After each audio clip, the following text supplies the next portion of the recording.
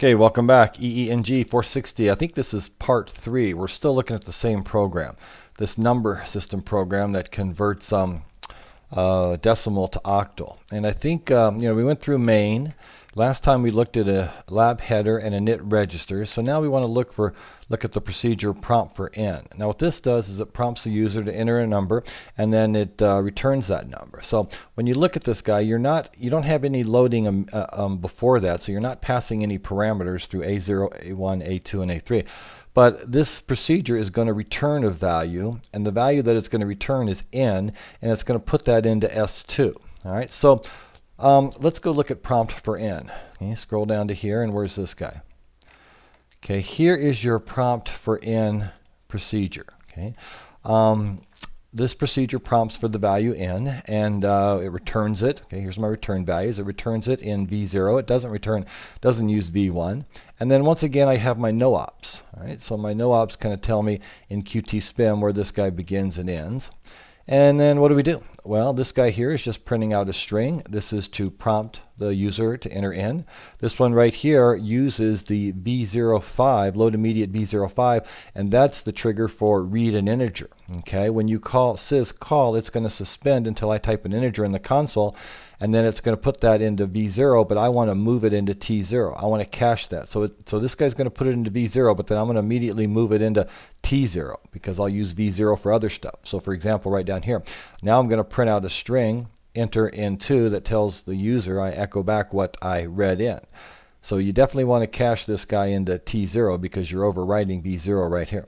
All right, so then what do? Well, then you load immediate V01, which says I want to print an integer. Which integer you want to print? Well, you want to print T0, which you cached up here. So move T0 to A0 because that's where syscall expects it, and then call syscall, and you've printed it back out. And then you print out 2 carriage returns, and then you take the value that the user entered, which was cached in T0 up here, and then move it to V0 because that's where people in main, or the main procedure expects it to be. We're not using V1, so I put 0 there, and then I jump return. All right, so let's go to Qt spim. Let's save that in case I made any changes, and then we will reload this guy. And here's my main routine. Now this is where I call prompt for n. All right, so what I'm going to do is I'm actually going to move up here where I load up my well, no, let's see. Yeah, this right here, prompt for n. Yeah, that's what I'm going to do. So I'm going to go down, go to that point right there, right click over here and set a breakpoint, because I want to focus on breakpoints in this video. Because we want to kind of debug this. We wrote it, we think it works. Instead of just blindly running it full bore and hoping it works, let's step through it and make sure we understand how it works. So I've got a breakpoint prompt for n. All right, so at that point I'm going to click go. And we printed out lab header, and then we did init registers. So right now we hit a breakpoint at the jump and link prompt for n. So I'm going to say single step, and it jumped and linked into prompt for n. Notice my no op statement right here. It tells me I'm right at the first statement inside prompt for n, and there's the end of that procedure. All right, so let's just step through it. At this point, you just kind of F10. All right, here I'm going to load V04. I'm going to load the address of enter n, and then I'm going to do a syscall, and there you go. Enter a value of n appeared. All right, so we feel good about that.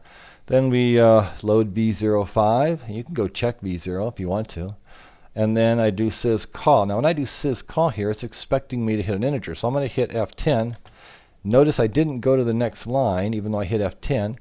It's expecting an integer. I'm going to type 1, 2, 3, 4, 5, hit return. The minute I hit return, we move to the next line.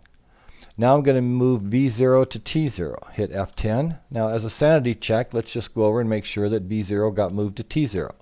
There's V0 and there is T0. Now it's in hex. I can right click decimal and say, oh yeah, that's right. That's what I entered, and that's where I cached it. Okay, so we're good. Let's put it back into hex. Now go back over to your text program. And then what are we doing here? Loading V04, loading the address of enter2, and then syscall. Well, I should print out enter n2, which is you entered a value of. Now I load V0 with 1. I move T0 to A0, and I do syscall, and there you go. We print it out. 1, 2, 3, 4, 5, 6. Okay. Now we're going to load immediate V04, which means I'm just going to print out a carriage return, print out another carriage return, Okay?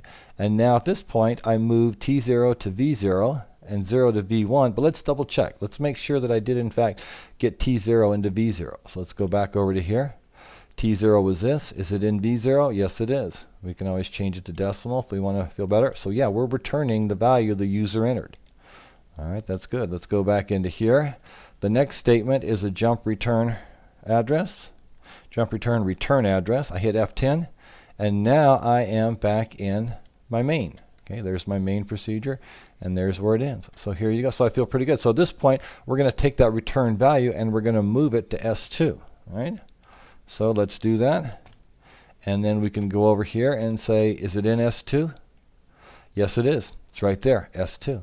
So that's kind of how you single step through and just verify that your procedures are working.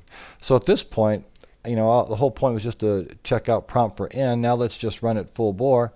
And there you go. It takes 1, 2, 3, 4, 5, 6, and then divides, stores the remainder, and then punch it out in reverse format, and then we're done. All right. Okay, so let's go. That was prompt that was prompt for n. What about divide by 8? Okay. All right, let's go look at that guy. How much time we got? 6 minutes. We might be able to do that pretty quick. So we just did prompt for n. All right. Let's go back to main here. And actually, 6 minutes. You know what? I'm going to stop here, and I'm going to dedicate a whole video to divide by 8. So we just finished up prompt for n. I'm going to stop here. Okay, stay tuned for the next video, and we'll do divide by 8.